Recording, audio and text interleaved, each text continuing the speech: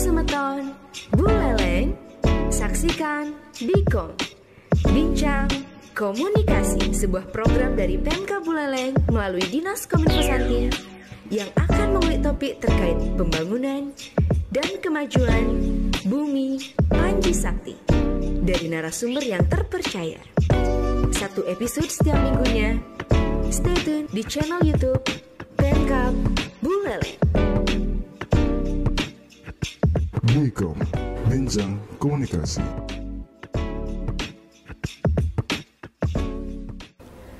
Sahabat Buleleng, ya Buleleng tentu tidak asing lagi bagi kita.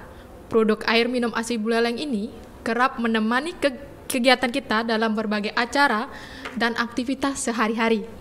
Tentu untuk itu, Bikom, Bincang Komunikasi edisi kali ini menghadirkan narasumber kita dari PT Tirta Mumpul Jaya Abadi yang memproduksi Yeh Buleleng. Bersama saya Chandra Asih dan rekan saya. Bersama saya Dewi Lestari, kita akan berbincang tentang eksistensi Yeh Buleleng di Buleleng tercinta ini, dan tentu saja untuk itu kami sudah menghadirkan narasumber yang berkompeten untuk menjawab semua keingintahuan sahabat Buleleng. Dan masih dari ruang Buleleng Comment Center, sahabat Buleleng tetap stay tune di YouTube Pemka Buleleng.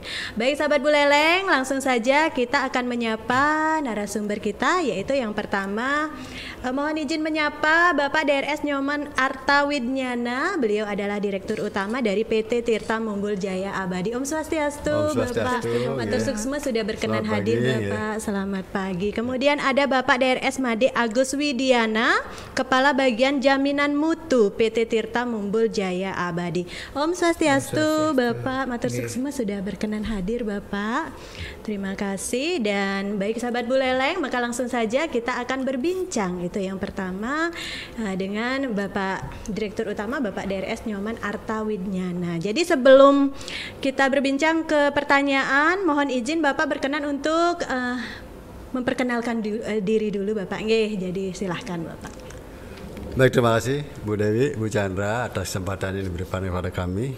Om Swastiastu. Om Swastiastu. Assalamualaikum warahmatullahi wabarakatuh. Salam sejahtera bagi kita semua. Namo Buddhaya, salam kebajikan.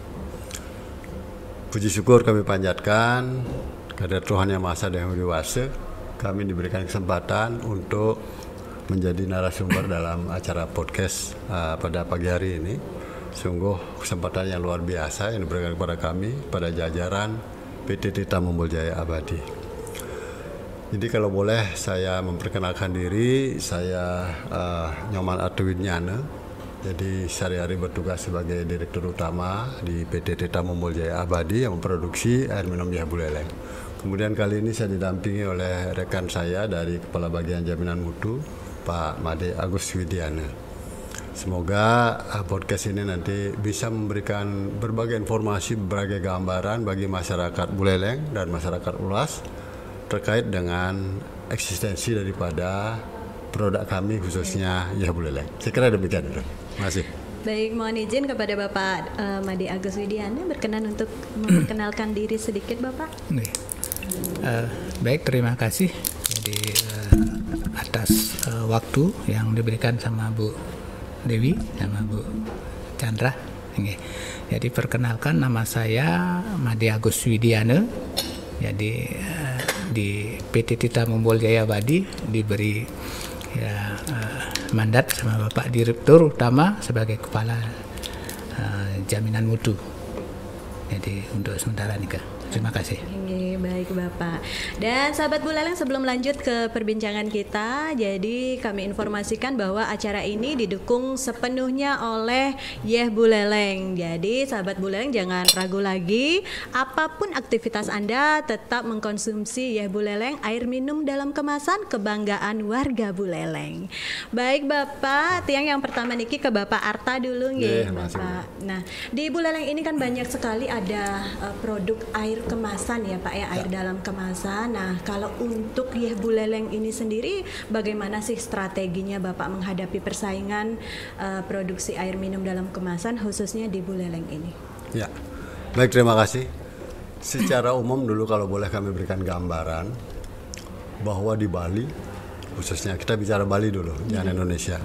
di Bali itu air minum dalam kemasan sudah ada wadah namanya Aspaden, Asosiasi Air Minum Dalam Kemasan seluruh Indonesia. Nah, khusus untuk cabang Bali terdata, jadi ada 20-an sampai dengan saat ini, 20-an merek yang beredar di Bali. Nah, lalu ada juga produk-produk yang memang mereka di luar Aspaden, jadi tidak menjadi anggota Aspaden. Nah, itu ya kalau boleh kita bayangkan betapa ketatnya persaingan air minum dalam kemasan. Nah, kami PT Tetamul Jaya Abadi menjadi salah satu anggota Aspaden. Sehingga dengan demikian dari asosiasi ini kita setiap saat dari waktu ke waktu mendapatkan informasi terkini daripada perkembangan asosiasi daripada air minum dalam kemasan ini. Lalu saya menukik kepada apa yang disampaikan oleh Bu Dewi tadi, bagaimana sebenarnya strategi kami PT Tetamul Jaya Abadi dalam rangka menghadapi persaingan, kira-kira ya, daripada produksi air dalam kemasan persaingan. Nah, jadi sekali lagi strategi kami adalah bagaimana kita mencoba untuk menjaga berbagai hal, khususnya strategi kita dalam rangka persaingan. Jadi era sekarang kan kita ketahui era kompetisi, ya, era persaingan. Nah, air minum dalam kemasan ini sangat brutal persaingannya, kalau boleh kami tahu. Yang nggak kuat mereka gulung tikar. Sudah banyak sekali yang terjadi. Oleh karena itu, menyikapi hal ini, kami juga sejak awal tentu sebelum berdirinya perusahaan ini harus berdasar pada visi dan misi, itu dulu. Nah, ketika kami membangun PT Tetamul Jaya Abadi ini, yang kami dirikan tahun 2004, jadi begitu perseroan atau perusahaan ini kita dirikan, tentu kita sudah memiliki visi dan misi. Untuk diketahui oleh masyarakat luas bahwa visi kami adalah kita ingin menjadi air minum kebanggaan masyarakat Bali, ya. Jadi waktu itu tahun 2004 ketika kami mendirikan perusahaan ini, masih tidak begitu banyak merek-merek yang beredar ada di pasaran, baik di Buleleng maupun di Bali. Hanya mungkin ada merek-merek terkenal seperti Aqua, ya, dan beberapa merek lainnya. Nah, semacam kelas Le Mineral itu mereka baru-baru, tapi memang karena memang ownernya mereka sudah istilahnya pemilik modal yang kuat, marketingnya yang kuat, sehingga mereka juga bisa begitu cepat ya eksis. Nah, oleh karena itu dari visi misi ini yang boleh kami sampaikan. Pertama, misi kami adalah mengangkat nama daerah dengan menggunakan merek Buleleng. Ini tujuan kami mulia waktu itu. Saya kebetulan saya dulu waktu 2004 saya masih menjabat sebagai Direktur Utama PDAM Buleleng. Belum namanya Perumda seperti sekarang. Jadi PDAM Buleleng. Waktu itu PDAM yang ada di Indonesia yang jumlahnya lebih daripada 400 PDAM belum ada yang memproduksi air kemasan. Nah, saya punya inspirasi. Kita melihat bahwa dari waktu ke waktu future ini orang kebutuhan akan higienisme air itu semakin banyak, ya, semakin sadar orang bahwa bagaimana kesehatan ini menjadi prioritas utama bagi kehidupan kita. Yang kedua juga kita melihat bahwa next time jadi harga air itu bisa melebihi daripada harga minyak, itu kira-kira. Nah, waktu itu harga air dalam satu botol ini kan hampir seimbang dulu dengan harga minyak sebelum harga minyak naik seperti sekarang ini, kata lain 10.000 gitu ya. Kalau sekarang kita beli air kemasan mungkin yang tanggung seperti ini harganya cuma 5.000 gitu di pasaran, jadi setengahnya lah. Tapi saya melihat bahwa ini adalah satu peluang usaha yang harus ditangkap. Itu waktu dulu pemikiran kami. Oleh karena itu kami waktu itu selaku Direktur Utama PDAM ingin melihat bahwa ada sumber air kita yang terbuang percuma, mata air mumul, ya. Jadi di Buleleng ini kita bersyukur Astungkare karunia Tuhan banyak sekali ada sumber-sumber air melalui mata-mata air yang ada. Baik yang ada di atas, di bawah danau gitu ya, misalnya di bawah danau Buyan dan danau Tamblingan, dari atas sumber airnya banyak, ada Panggung Dalam ya.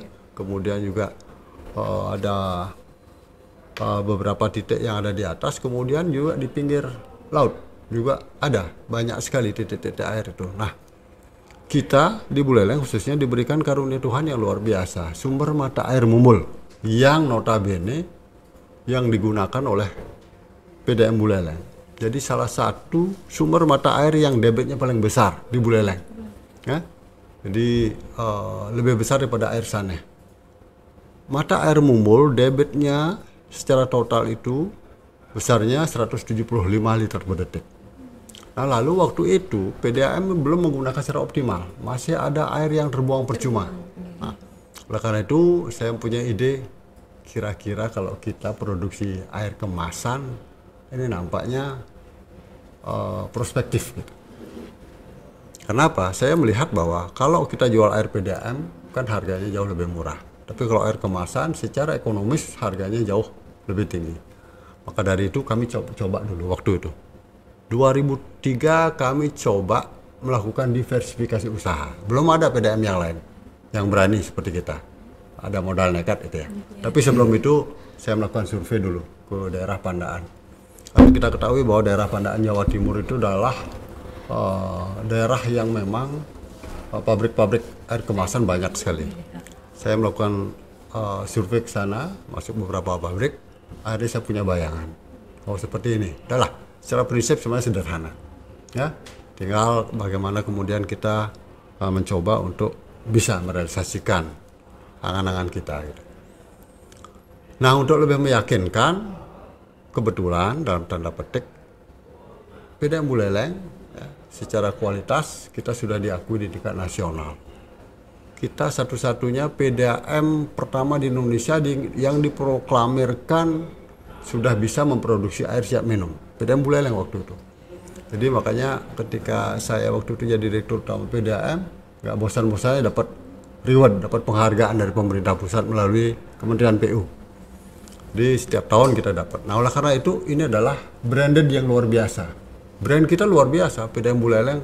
Makanya saya waktu itu jadi direktur sampai mohon maaf dalam tanda petik bosan ya menerima kunjungan studi banding baik dari PDAM se-Indonesia maupun juga beberapa DPR dari beberapa daerah. Nah oleh karena itu dengan modal brand yang kuat ini kita mencoba. Akhirnya saya ceritakan sedikit. Ini mohon maaf saya cerita sedikit ya biar masyarakat tahu. Jadi kita coba dulu. Kita tidak berani nekat langsung membuat air kemasan baik botol, gelas maupun juga produk lainnya, galon. Kita coba galon. Kita coba rintis untuk menguji pasar pakai galon isi ulang waktu itu. Ya, dengan mesin yang sederhana waktu itu. Kita beli dengan mesin yang sederhana, murah waktu itu. Oh, ternyata respon masyarakat luar biasa. Nah, akhirnya kami semakin optimis waktu itu, 2003. Kita yakin, saya yakinkan kemudian Pak Bupati waktu itu. Pak Bupati, ini nampaknya prospektif sekali usaha kita ini. Kami mohon dukungannya. Langsung kali waktu itu Bapak Bupati, DPRD juga sangat merespon. Jadi kita undang waktu itu kita launching, ya 2004 kita lengkapi seluruh perizinan yang memang diperlukan. Kita buat akte notaris, lalu kita juga bentuk dalam bentuk PT. Nah mungkin pertanyaan, kenapa perusahaan ini dibentuk dalam bentuk PT? Padahal ini adalah bagian daripada usaha PDAM. Jadi waktu itu kita disarankan, kalau itu masih menjadi unit usaha saja, kita nggak bakal lincah. Karena jujur katakan, kalau ada di bawah PDAM terlalu banyak aturan. Banyak aturan dan kita nggak bisa bersaing dengan kompetitor. Nah oleh karena itu maka timbul ide buat PT. Akhirnya kita bentuklah PT melalui akte notaris tahun 2004. Dan akte notaris itu anggaran dasar itu kita terus perbarui sampai juga dengan ketentuan regulasi yang baru dan memang sudah juga terdaftar di Kemenhumkam. Nah, jadi dengan begitu kemudian kita coba untuk mulai membangun buat pabrik ya. Karena prinsip kami waktu itu ada small as beauty gitu ya. Jadi kecil itu indah ya. kami juga yakin bahwa konsep itu, sekali lagi, PDM Buleleng waktu itu bukanlah PDM yang paling besar atau yang sangat besar ukuran di Indonesia. PDM Buleleng ada klasifikasi PDM menengah. Ya, waktu itu pelanggan kita sekitar paling baru 25.000. Ya. Tapi brand kita bagus sekali mengalahkan PDM-PDM yang besar. Gitu. Oleh karena itu, maka kita punya keyakinan bahwa small is beauty. Nah, bagaimana kita sekarang mengelola ya PDM yang kecil waktu itu untuk bisa dijadikan sesuatu yang sangat indah bagi berbagai stakeholders. Nah, akhirnya dengan begitu, dengan keyakinan itu kemudian kita cari perizinannya ya, lalu didukung oleh pemerintah daerah dalam hal ini. Kita minta izin gitu ya, karena memang dana terus terang aja sejak awal kami tekankan, sejak awal karena ini berbentuk PT, sejak awal ya memang tidak pernah kita diberikan modal melalui APBD, nggak pernah. Jadi semua itu dari PDM. Ya, dan dari teman Persero. Ya, jadi modalnya murni. Memang statusnya ini adalah anak perusahaan PDM. Ya, jadi aspek legalitas sudah terpenuhi. Nah, dengan begitu terus kita berkembang. Mulai kita coba beli mesin gelas. Wah, ternyata produk gelas kita responnya juga terus begitu, trennya bagus sekali, luar biasa. Jujur ya kan. Itu sampai tahun 2012. Sebelum persaingan ketat seperti sekarang ini. Ketika itu masa puncak-puncaknya 2009 sampai 2012 kita kewalahan. Sampai kewalahan. Terus over produk sampai 3 shift. Jadi anak buah kita 3 shift, bayangan itu sampai kerja jam 1 malam. Ya, 3 shift. Nah, begitu enaknya. Saya pikir waktu itu, waduh, kita bagus sekali nih. Dan memang, jujur katakan, sejak awal itu kita sudah banyak memberikan kontribusi. Ya, bagian laba dari PT Tirta Moja Abadi setiap tahun kita sudah ada datanya. Jadi angkanya juga dari tahun ke tahun terus meningkat. Tapi harus kita akui juga, saya katakan, bahwa terakhir COVID meluluh lantakkan semua elemen. Ya, COVID itu benar-benar sesuatu yang sangat menakutkan. Ya. Dan kita rasakan tidak hanya mungkin kita di dunia usaha, pariwisata khususnya lagi jauh lebih. Bali kita, ya, pemerintah juga kewalahan luar biasa, semua berfokus. Jadi hampir 3 tahun kami udah diluluh lantakkan. Ya. Nah, sangat berbeda dengan swasta murni. Waktu COVID, saya cerita sedikit. Waktu COVID, jadi kita harus wajib tetap staf kita tuh atau tenaga kita, karyawan kita tuh harus tetap gajian. Tapi di sisi lain omset kita drop sampai 30%. Bagaimana? Nggak mungkin. Kita pertama kali merasakan rugi ya pada saat COVID. Tapi mau apa lagi? Opsi kita adalah kita merumahkan atau memberhentikan karyawan. Tapi itu tidak saya lakukan. Saya jujur katakan, saya punya tanggung jawab moral. Saya dulu mendirikan, kemudian merintis. Tujuan kita bagus ya. Jadi salah satu misi kita adalah meningkatkan derajat kesehatan masyarakat memenuhi kebutuhan air minum yang sehat dan higienis. Dan terakhir itu adalah melaksanakan pengelolaan prinsip-prinsip ekonomi perusahaan untuk menghasilkan laba profit. Jadi di sini laba profit ini tidak hanya dinikmati oleh owner, dalam hal ini apakah PDM, termasuk partner pemegang saham, tapi juga bagaimana kita ingin bagaimana agar tenaga-tenaga atau karyawan-karyawan kita juga dari waktu ke waktu bisa kesejahteraan. Setiap orang juga pasti pengen sejahtera kan? Oleh karena itu kami juga punya obsesi seperti itu. Sayang keadaan yang memang tidak memungkinkan untuk itu. Dan jujur katakan, harus tidak bisa kita pungkiri, kita jatuh selama 3 tahun itu, selama COVID. Nah, pasca COVID kita secara perlahan mulai mencoba untuk bangkit.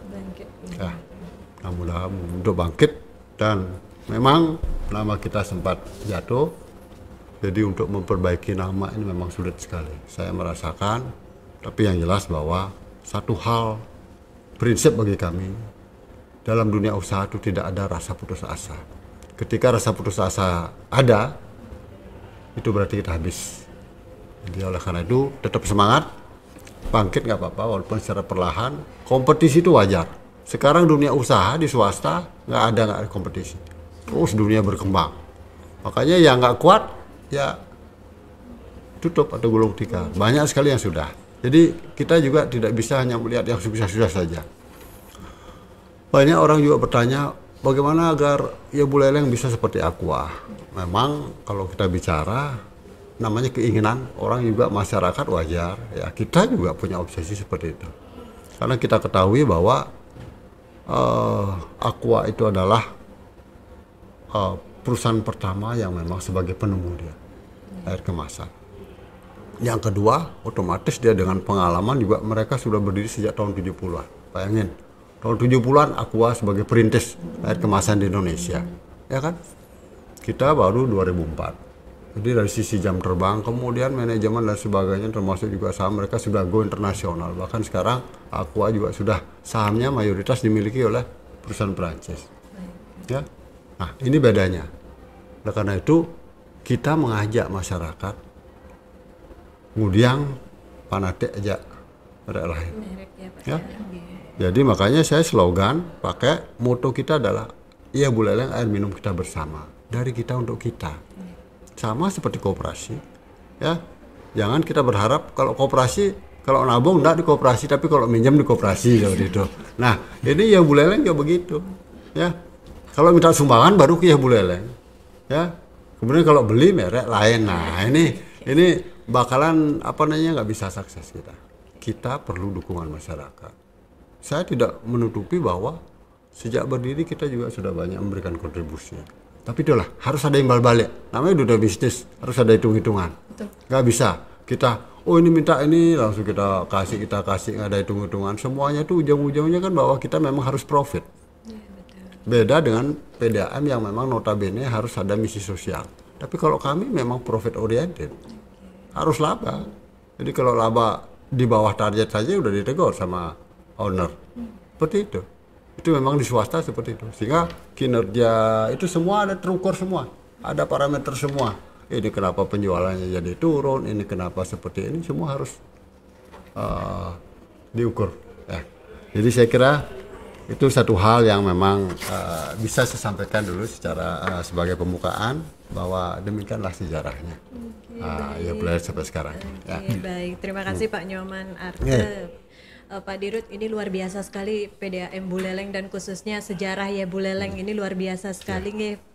Tentu saja kita berharap juga sahabat Buleleng itu akan tetap ya dan juga memberikan sumbangsihnya dengan cara apa yang paling sederhana, yaitu mengkonsumsi ya Buleleng, Pak ya, dalam kebanggaan setiap kita bersama.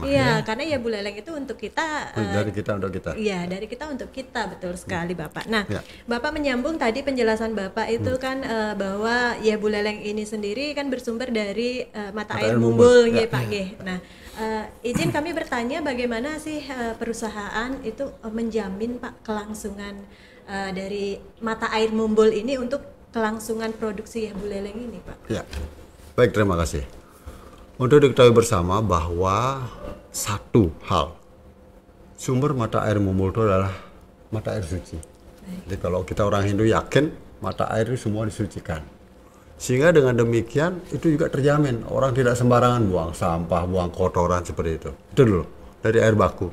Kemudian sumber air baku ini kita protek oleh PDAM khususnya. Karena sumber mata air mumbul secara yuridis dan de facto itu adalah milik PDAM Buleleng. Ya. Karena memang ada di lokasi yang dimiliki lahannya oleh PDAM Buleleng. Awalnya kita langsung direct dulu. Ini karena adanya perubahan regulasi. Jadi adanya perubahan regulasi bahwa dulu kita diizinkan menggunakan sumber mata air mumbul langsung. Perizinannya kita dulu pajaknya bayar langsung ke Dispenda provinsi. Kemudian belakangan ada perubahan regulasi, ya, bahwa mata air mumbul itu perizinannya kemudian harus melalui PUPR pusat. Sehingga dengan demikian bahwa mata air mumbul itu harus menjadi aset. Kalau siapa yang memiliki izin, harus asetnya itu adalah aset yang bersangkutan.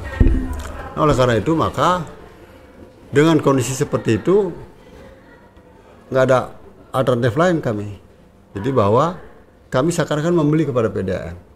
Maka dari itu kami menjadi pelanggan PDAM. Kalau dulu lebih murah jauh. Kita langsung direct beli, ya. Kita tinggal bayar pajak ke Dispenda Provinsi Bali. murah kita bayar.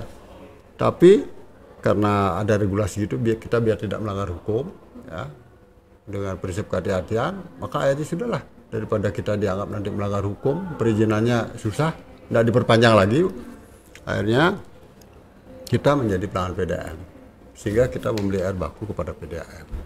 Lalu menyangkut masalah ekstrisasi air mumbul, sampai sekarang pun juga air mumbul itu masih ada yang terbuang. Berarti berlimpah sekali Pak ya? Iya, luar biasa. Seperti yang tadi saya sampaikan bahwa debit air di mumbul totalnya 175 liter per detik. Ya Buleleng itu makanya cuma 3 liter per detik, nggak sampai 2%. Ya.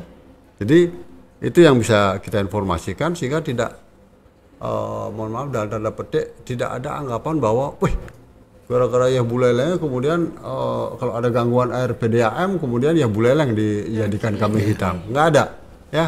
Jadi kita cuma 3 liter per detik, kecil sekali, nggak mengganggu, ya. Dan kita juga, mohon maaf dalam tanda petik, kita udah beli ke PDAM. Jadi artinya bahwa semua tanggung jawab di situ adalah sekarang, dalam posisi sekarang saya katakan, itu adalah tanggung jawab Perumda, ya, Air Minum Tirta-Hita. Ya, itu yang bisa saya sampaikan. Tapi yang jelas bahwa memang Perumda Tirta-Hita Buleleng atau PDAM Buleleng ini menjaga benar mumbul dan mengadakan proteksi, ya. Ya, proteksi untuk bagaimana bisa menjaga kualitas dan kuantitas sumber air mumbul yang merupakan satu-satunya mata air terbesar yang ada di Buleleng. Ya. Lanjut ya, Julian, silakan. Baik, Pak Dirut, untuk yang selanjutnya itu yang tadi dijelaskan kan sudah dengan sumber daya air yang ada yang begitu melimpah yang ada di Buleleng ya. Nah, untuk menjaga kualitas air minum itu seperti apa sih langkah-langkahnya untuk kedepannya? Ya, baik. Jadi ini kesempatan yang baik kami untuk memberikan informasi kepada masyarakat. Iya, silakan. Kalau kita bicara air kemasan, kita bicara higienisme, kita bicara kesehatan, ya kan? Kalau orang nggak bicara kesehatan, mereka nggak mau beli air ini. Satu botol misalnya dijual secara eceran ada yang 3.000 sampai 5.000, ya kan? Udah air keran saja, karena mereka sadar sekarang bahwa kesehatan itu butuh mahal. Nah, oleh karena itu maka dalam konteks kita juga bersaing, berkompetisi, kita harus juga membuat satu strategi. Jadi strategi kami adalah strategi marketing mix. Strategi marketing mix itu, jadi memang secara teori dulu, konsep dasar kita itu ada yang namanya istilah 4P. Ada produk, price, promotion, dan distribution atau place. Nah, kita mulai dari yang pertama, yang produk. Bagaimana sebenarnya kita menjamin bahwa produk kita berkualitas agar bisa bersaing dengan produk yang sejenis. Nah, ini regulasi menyangkut masalah makanan dan minuman ini ketat sekali pemerintah, nggak sembarangan. Nah, oleh karena itu maka pemerintah melalui Kementerian Perindustrian, ya, melalui BPOM, itu senantiasa melakukan monitoring dan evaluasi terhadap produk-produk air kemasan. Nah, kita ya Buleleng, jadi sederhana aja, masyarakat nggak usah ragu, karena kalau sudah ada yang namanya SNI kita kemudian acuannya adalah SNI 3553 2015 seperti ini. Ini SNI ini sudah mengadopsi ISO. Jadi standar ISO nih, ISO tahun 2015. Jadi ISO itu ketat sekali regulasi ISO itu. Jadi kalau kami sudah sampai dapat ini, lisensi ini, nomor SNI ini, berarti sudah aman. Yang kedua juga nomor BPOM, Badan Pengawasan Obat dan Makanan. Kalau bagi BPOM ini kita juga ada nomor MD-nya. Jadi ini 2 jaminan bahwa kualitas air kita bagus. Udah memenuhi standar nasional. Ya. Jadi produk-produk sekarang tidak hanya air minum aja semua. Dalam berbagai produk itu pasti SNI, Standar Nasional Indonesia. Artinya udah memenuhi standar-standar yang ditetapkan oleh pemerintah. Nah, air kemasan seperti ini.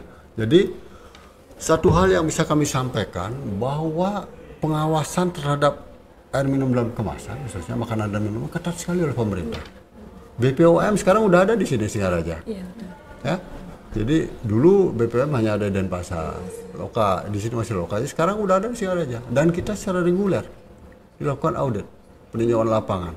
Jadi kalau kita ada melanggar, dibuat catatan-catatan, ini harus diperbaiki terus.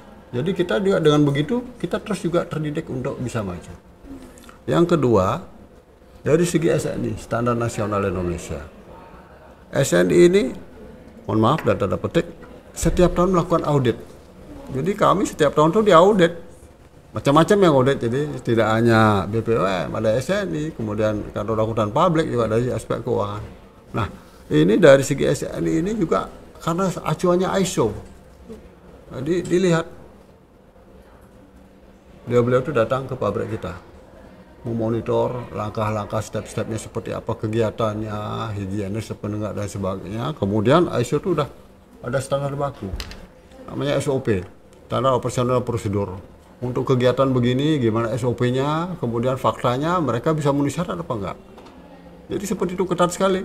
Kalau enggak ada temuan mayor, ada temuan minor gitu. Terus kita. Jadi sehingga setiap tahun kita wajib mau tidak mau, suka tidak suka, kita berbenah juga. Sepanjang memang kita mengacu kepada ISO. Karena kalau enggak keluar nanti, enggak diperpanjang SNI-nya. Nah, jadi oleh karena itu maka saya menjamin dengan adanya SNI, dengan adanya BPOM atau BPOM, nomor yang dikeluarkan melalui nomor MD, bahwa ini adalah menjadi jaminan mutu dari sisi produk. Kemudian yang kedua dari sisi price. Nah, ini penting nih. Ini konsep marketing mix. Price.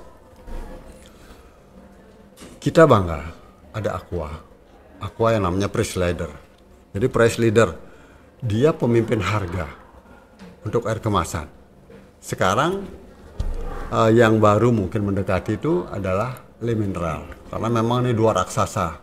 Ini sama-sama perusahaan Perancis nih, yang sama mayoritasnya. Mereka udah manajemennya udah internasional. Jadi sumber daya mereka juga sulit bagi kita untuk melawan. Ya, kelas kita memang sudah kelas beda. Oleh karena itu, saya juga punya konsep, jangan melawan raksasa. Ya, segmen kita harus bedakan.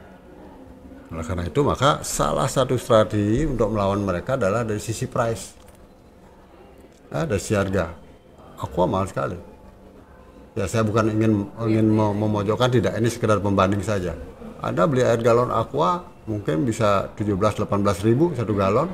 Untuk galon kita bisa 10 ribu atau 11 ribu. Nah seperti itu. Sehingga orang berpikir opsi nih, ya kan? Saya punya duit untuk rutin reguler, saya satu bulan misalnya satu keluarga, saya satu bulan ngabisin 5 galon. Kalau saya beli Aqua gitu misalnya sampai 18 ribu kali 5 ada berapa, 90 ribu sebulan gitu misalnya kan. Tapi kalau beli ya Buleleng mungkin yang cukup 55 ribu. Nah seperti itu. Jadi orang bertimbang-timbang. Sama seperti mungkin ya Bu Dewi, Bu Chandra gitu seperti itu ya. Saya mau beli jam gitu. Ya, tinggal brandnya mau apa. Harga jam juga, harga miliaran juga ada, ya ratusan juga ada gitu. Jam 50 ribu juga ada, toh juga sama jam. Fungsinya, waktunya kan gitu kira-kira itu. Jadi masalah brand aja nih. Jadi kekuatan brand mereka luar biasa.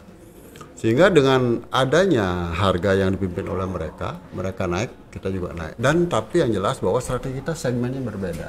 Mereka di segmen yang di eksklusif, high, ya kan. Kemudian kita bermain di segmen menengah bawah.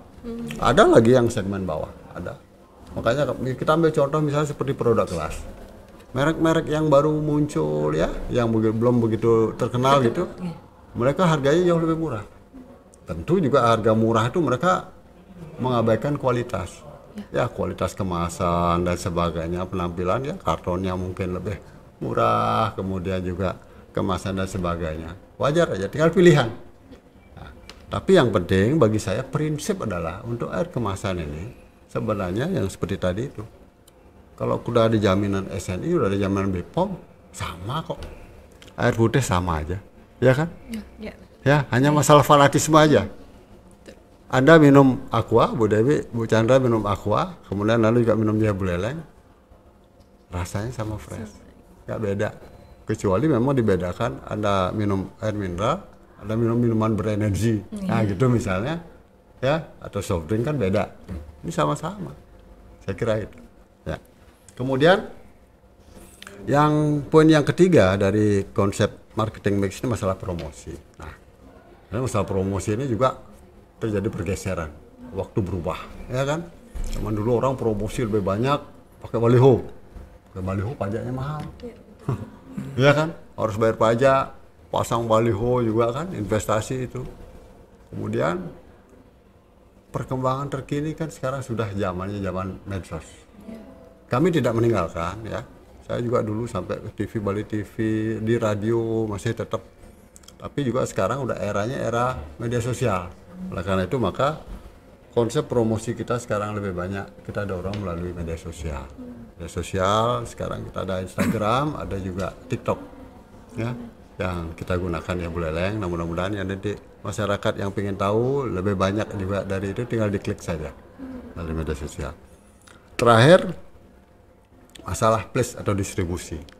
Nah, bagaimana sebenarnya ada jaminan produk kita untuk pasar-pasar yang memang jauh dari lokasi kita. Seperti Denpasar, Badung gitu ya. Jadi kita bawain. Jadi kita punya di sana agen ya, punya distributor, tinggal kita drop ke distributor. Ada jaminan mereka ada pesan barang, kemudian kita bawakan. Ya, dan demikian terjaminnya kelancaran permintaan. Ya. Nah, ini yang penting kontinuitas dan servis daripada perusahaan kita kepada distributor maupun agen ini harus terjamin. Saya kira demikian, Bu. Yeah. Baik, terima kasih. Yeah. Tadi udah jelaskan dengan marketing mix, Pak. Yeah. Yeah. Izin Pak Dirut, jadi untuk yang meningkatkan distribusi produk itu, apakah perusahaan akan merambah daerah-daerah baru lagi ya? Iya, terima kasih Bu Chandra. Ini kan pertanyaan yang bagus sekali ya. Setiap perusahaan itu pasti punya obsesi, punya keinginan untuk bagaimana mereka terus berkembang. Iya, betul. Ya kan? Konsep kita adalah tetap prinsip kita bagaimana sebenarnya perusahaannya profit itu dulu. Untuk mencapai profit ini kan ada langkah-langkah. Satu, pertama produksi kita bagaimana, penjualan kita bagaimana. Yang jelas untuk meningkatkan profit itu penjualan dulu. Kuncinya adalah penjualan. Ya. Nah, konsep penjualan kita nggak mungkin berbaku tangan hanya kepada market yang sudah ada. Ya kan? Kita mencoba bagaimana dari pihak kita secara internal dulu untuk mengembangkan, mencari daerah-daerah baru pelayanan yang belum terjangkau. Kemudian yang kedua, kita juga mohon bantuan kepada para distributor maupun agen-agen yang sudah ada, khususnya yang ada di luar Buleleng. Gitu ya. Dulu konsep awal kita adalah, saya ingin waktu dulu, makanya konsep kita dulu tahun 2000-an awal, bagaimana ya Buleleng menjadi tuan rumah di daerah sendiri. Jadi lebih terhormat kita. Ya Buleleng harus jadi tuan rumah dulu di daerah sendiri. Ya, kalau bisa menguasai Bali aja udah luar biasa. Jangan kita berbicara nasional deh. Karena apa? Karena konsep distribusi produk jadi ini khususnya itu mereka kendala dari segi transportasi. Apalagi sekarang ongkos transportnya mahal. Ya kan? Bawa misalnya Aqua dari misalnya Jawa Barat, misalnya pabriknya dia Jawa Barat, bawa kemudian marketnya ke Bali, udah kalah di biaya transport. Makanya kenapa pabrik besar buat pabrik di mana marketnya di sana, dia buat pabrik untuk lebih dekat. Contoh Aqua di Mambal, sambil contoh seperti itu. Produknya jadi marketnya dia di Bali, ya dia mendekatkan diri kepada market. Sederhana saja sekarang produk-produk Jepang buat mobil, ya kan? Buat mobil nggak di Jepang, nggak buat pabrik mobil, dibuat di Indonesia atau di Thailand itu misalnya. Marketnya di Indonesia ya itu seperti itu. Karena kalau dia bawa, bayangin aja ongkos kirim dari Jepang kirim barang jadi ke Indonesia jauh lebih mahal. Kemudian biaya masuk dan sebagainya bla bla bla seperti itu. Nah, kita juga seperti itu. Ya, hanya saja karena kita masih ada keterbatasan baik permodalan ya, dana dan sebagainya. Sehingga kita bahan baku beberapa kita masih beli dari Jawa, ya gelas kita beli dari Jawa, ya Kemasannya. ya bahan kemasan dari Jawa, kardus kita masih dari Jawa karena di Bali nggak ada pabrik kardus, di Bali hanya ada pabrik botol Astukare, ya pabrik botol masih ada sehingga botol kita bisa lebih dekat. Ada kebetulan di Tabanan ini botol kita, itu saya kira konsep marketing kita udah jalan ya. Oke, Baik, lanjut. baik Bapak, luar biasa sekali Bapak ya. Jadi memang kalau bicara kualitas ini ya Buleleng sudah tidak diragukan lagi ya, terbukti dengan adanya audit secara berkala oleh berbagai pihak atau lembaga independen ya Pak ya, yang memastikan bahwa memang betul-betul kualitasnya ini terjaga dan terjamin ya Bapak ya. Nah, bicara tentang promosi tadi Bapak, kan Bapak di media sosial juga melakukan promosi. Boleh mungkin disebutkan Bapak, jadi sahabat Buleleng yang ingin mengetahui tentang ya Buleleng Niki, nama ininya napi Bapak? Official ya Buleleng. Official ya Buleleng. Dibuka di TikTok. TikToknya official ya Buleleng. Instagramnya Bapak? Instagramnya Buleleng. Iya Buleleng. Oke, jadi sahabat Buleleng boleh untuk harga di sana di ini harga. Enggak. Jadi mohon maaf karena memang namanya kita perusahaan.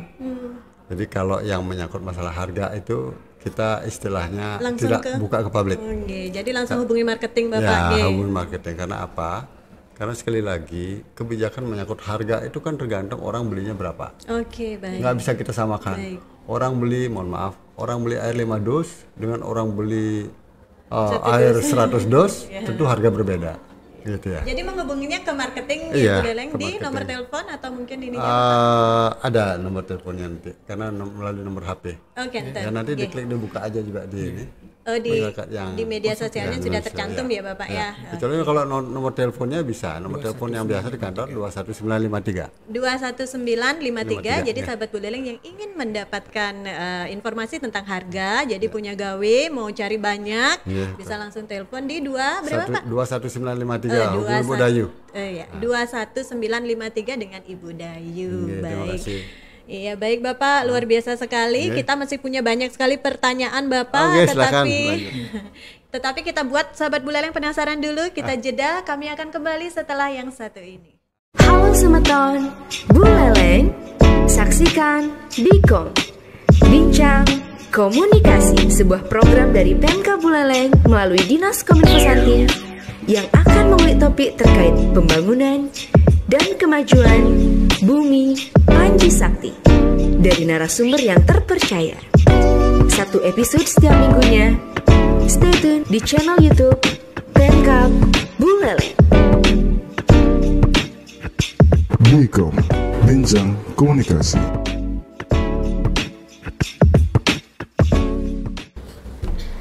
Sahabat Buleleng, kembali lagi di Bikom, Bincang Komunikasi, masih bersama kami di Dinas Kominfo Santi Buleleng dengan narasumber kami dari PT Tite Mumbul ya Buleleng. Masih dengan Bapak Dirut. Izin Bapak, kita lanjut lagi ya untuk gininya. Untuk pertanyaannya itu bagaimana sih merespon tren konsumen terkait preferensi produk air minum kemasan, karena seperti ada air mineral dengan air minum berenergi. Oke, silakan Bapak. Baik, terima kasih Bu Chandra. Jadi seperti yang tadi kami sampaikan bahwa kalau kita bicara air minum dalam kemasan, air mineral ya memang sangat berbeda dengan air berenergi. Minuman atau minuman berenergi. Memang sudah beda, produknya beda. Jadi kalau air minum dalam kemasan khususnya ya Buleleng itu lebih membedakan kepada air mineral. Jadi air mineral ini adalah zat yang memang dibutuhkan oleh tubuh kita untuk kesehatan. Nah, sedangkan minuman berenergi ya kita tahu misalnya seperti energy drink. Jadi mereka banyak menggunakan suplemen makanan dari komponen multivitamin. Ya, ada makronutrien, karbohidrat, taurin, kemudian juga tanpa kafein, biasanya ditambahkan dengan herbal, ginseng, jahe dan sebagainya. Mereka jadi ini dianggap memberikan energi lebih. Jadi beda, kita murni untuk kesehatan. Zat-zat yang dibutuhkan, air mineral namanya. Mineral ini adalah zat yang dibutuhkan oleh air untuk kesehatan. Full gitu. Nah, saya tidak tahu apakah memang juga air berenergi ini juga tidak membawa dampak ya. Ini kan juga kami tidak tahu dan tidak berkompeten untuk itu. Sama seperti dulu ternyata dalam tanda petik keriting dang dulu kan sempat pernah diinikan, kemudian direvisikan mungkin kadar kafeinnya agak tinggi gitu kemudian diturunkan. Ya nggak? Pernah dengar nggak? Jadi itu bagian daripada mungkin dampak minuman berenergi. Siapa tahu mungkin juga bisa berdampak kepada, mohon maaf, pada jantung gitu misalnya kan. Kadang-kadang orang kan minum minuman berenergi berlebihan mungkin bisa membawa efek samping seperti itu. Tapi kalau minum air putih kan nggak pernah bawa efek samping, ya nggak? Itu bedanya. Sehingga kami tidak khawatir ada minuman berenergi, ya silakan jalan. Segmennya udah lain. Tapi kalau minuman air mineral ini memang benar-benar murni untuk kesehatan, higienisme. Ya, keren. Nah, apakah Bapak nanti akan mengadopsi teknologi baru untuk meningkatkan efisiensi produksi atau mengurangi dampak lingkungan demi kesenjangan berikutnya? Ya, terima kasih Bu Chandra, pertanyaan luar biasa. Kita di era seperti sekarang ini, kemajuan teknologi itu begitu cepat, ya. Termasuk juga di bidang perindustrian. Industri air kemasan ini dari waktu ke waktu terus selalu ada update. Baik update mesin gitu ya. Jadi mesin juga terus berkembang. Dalam segala bidang juga kita seperti itu. Nah, ini kadang-kadang kan persoalan permodalan. Ya kan? Begitu cepat perkembangannya. Jadi kita bicara misalnya contoh seperti mesin. Apakah mesin gelas, mesin botol, terus ada yang terbaru. Ya, sama seperti kalau kita bicara usaha di bidang misalnya percetakan dan sebagainya kan terus berkembang. Ini kita juga di air minum dalam kemasannya terus berkembang. Mesin gelas terus berkembang, ada yang terkini ya. Mesin printing ada yang terkini. Kemudian mesin inkjet juga ada yang terkini, terus berkembang. Dan kita ambil contoh misalnya seperti shrink label ya. Udah pakai teknologi tapi konsekuensinya adalah dari waktu ke waktu jumlah tenaga manusia itu akan semakin berkurang. Anda bisa lihat teknologi sekarang. Ya, di Jepang udah pakai robot semua, ya, di China ya udah pakai robot semua. Nah, ini nanti otomatis begitu seperti yang dulu manual itu udah ini lagi. Gue nggak bakal kepake lagi. Itulah sebenarnya ini. Nah, tujuannya apa? Ini hanya semata-mata dari kacamata efisiensi. Kalau saya bayar tenaga kerja, ya, ini misalnya dalam pabrik itu misalnya sekarang untuk pekerjaan ini dikerjakan oleh misalnya 10 orang, ya kan? Kemudian dengan mesin yang baru, nggak perlu 10 orang, cuma 3 orang. Berarti bayangin, bisa ada efisiensi 7 orang. 7 orang ini gajinya sebulan berapa gitu ya, dikalikan setahun berapa. Begitu. Mindset pada orang-orang ekonomi ya, seperti itu. Itu dari kacamata bisnis satu hal yang wajar saja. Ya, saya kira demikian. Baik Bapak, untuk ya Bu Leleng ini kan terikat dengan regulasi terkait kualitas air minum dalam kemasan itu sendiri. Nah, bagaimana sih Bapak dari PT Tirta Mumbul Jaya Abadi ini untuk memastikan kepatuhan dari perusahaan terhadap regulasi yang berlaku? Ya, jadi kami sejak berdiri itu selalu patuh dan taat terhadap regulasi yang ada. Baik. Karena apalagi ini perusahaan adalah anak perusahaan PT Mumbul Leleng, ya. Jadi kita tidak berani melanggar apa yang sudah ditentukan oleh pemerintah dalam hal ini. Oleh karena itu, kita pastikan bahwa dari sisi kualitas kita senantiasa juga melakukan pengawasan secara reguler. Mulai dari internal, kita punya tenaga lab setiap hari mereka. Tidak hanya setiap hari, setiap shift produk itu diambil, ya, diambil sampelnya, kemudian dicek di lab, itu internal kita, secara reguler, ya sudah setiap hari. Selanjutnya lebih luas lagi. Hasil-hasil itu kita lakukan lab secara kimiawi di kantor lab Dinas Kesehatan Kabupaten Buleleng. Kemudian yang lebih luas lagi, ya, kita diambil sampling melalui BSPJI ataupun Sukovindo. Jadi juga biayanya mahal, itu datang dari Surabaya. Begitu ketatnya, ya, begitu ketatnya sehingga ini hanya sekedar untuk memenuhi regulasi. Kalau itu ada melanggar, ya, misalnya setelah dilakukan cek kimia tidak memenuhi syarat, maka rentan untuk dicabut ininya. Makanya nggak boleh sembarangan ini. Jadi kalau ada usaha air minum kemasan tidak memiliki tenaga teknis, tenaga lab yang ini, mereka nampaknya juga bakal sulit untuk bisa memperpanjang izinnya. Ketat sekali. Saya kira demikian. Baik, ya. Untuk program atau kerjasama dengan komunitas lokal atau mungkin pihak swasta dan pemerintah Kabupaten Buleleng bagaimana Pak untuk pemasaran atau pengkonsumsian dari ya Buleleng ini? Ya, terima kasih Bu Dewi. Jadi kami bersyukur ya bahwa ya Buleleng ini adalah notabene milik dari PDAM Buleleng. PDAM Buleleng juga adalah bagian dari pemerintah Kabupaten Buleleng. Oleh karena itu kami juga berkomitmen untuk menjaga nama baik ya Buleleng ini dan bisa memberikan kontribusi yang nyata bagi masyarakat Buleleng, bagi pemerintah Kabupaten Buleleng. Nah, jadi kontribusi kami tentu adalah dari sejak kami berdiri kita juga sudah bisa memberikan kontribusi profit laba. Nah, karena memang kita tidak pernah langsung dapat bantuan APBD, jadi selama ini modal juga semua dari PDAM, sehingga begitu kita dapat laba setiap tahun itu kita juga setorkan ke PDAM. Nanti PDAM digabung dengan keuntungan PDAM, baru kemudian berikan kontribusi kalau tidak salah 55% bagi pendapatan asli daerah. Itu mekanismenya. Ya.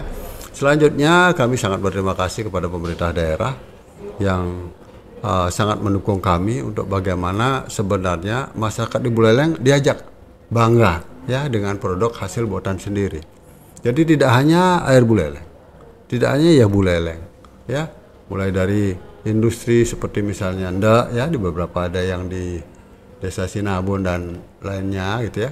Kemudian produk-produk buah lokal juga yang memang patut juga harus kita berikan ruang, ya, berikan kesempatan yang sama. Jadi tanpa dukungan dari pemerintah daerah, tanpa ada protek dari pemerintah daerah juga sulit, ya. Ambil contoh sekarang kita buah lokal, ya kan? Kalau tidak ada protek dari pemerintah daerah kan kita terus dengan buah impor. Ini masalah klasik yang nggak pernah henti-hentinya, benar nggak? Fakta, ya kan? Jadi kita doktrin sebenarnya masyarakat, ayo bangga dengan produk kita. Ya, orang misalnya membuat pajegan gitu misalnya kan buah lokal manggis pakai jeruk-jeruk misalnya jeruk lokal dan sebagainya, pisang juga ini nggak perlu pakai Cavendish gitu misalnya kan. Jadi kan betapa bangganya kita karena itu akan membuat pergerakan atau roda ekonomi berjalan, semua bisa hidup. Ada dagang busung, ada dagang buah, dagang nyambu, dagang jeruk bla bla bla bla sebagainya. Kalau ini juga dalam tanda petik ya Buleleng juga bisa berkembang, bayangin bisa menyerap tenaga kerja. Ya kan, perputaran ekonomi juga terus bergulir. Jangan lupa kita bayar pajak juga. Pajak menggenep, pajak air, kemudian juga pajak kepada negara, bayangin itu. Setiap beli bahan baku semua kena PPN. Pajak aja kita berapa miliaran setiap tahun. Kalau dihitung. Nah itulah artinya, memang itulah siklus ekonomi, perputaran.